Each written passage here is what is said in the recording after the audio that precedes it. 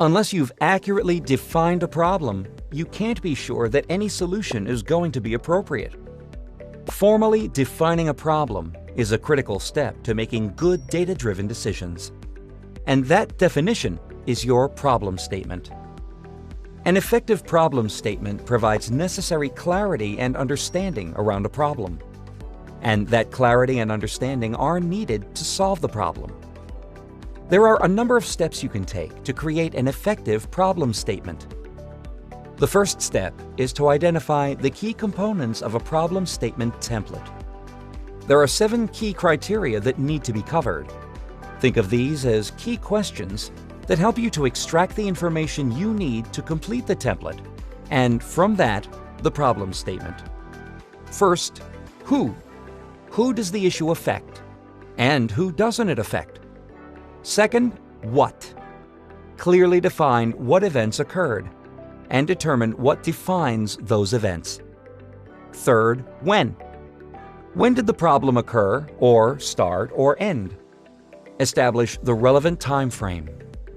Fourth, where? Where did the issue or situation happen? What are the impacted locations?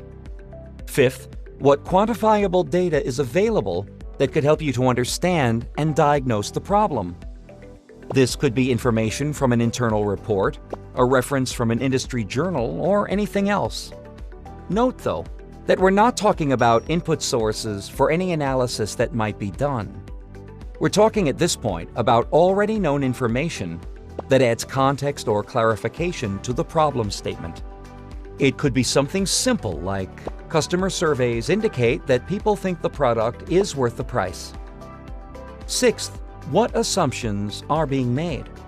Although it's best to minimize the assumptions being made, be sure to acknowledge them and determine whether there's any evidence to support the validity of the assumptions, and whether this evidence is based on experience, intuition, or data.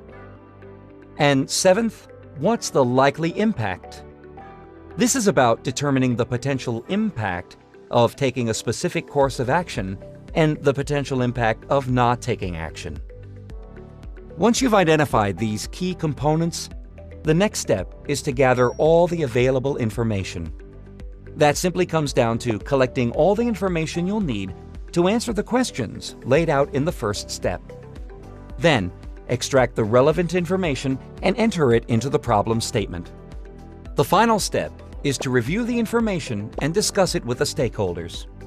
The problem has been defined and the information laid out, so you're finally at the stage where real discussion can take place. Formally developing a problem statement will help ensure that critical facts and context are not mixed. Done correctly, it will ensure that everyone is on the same page from the start. It will also minimize the risk of wasted time and allow faster, more focused execution of whatever work is needed.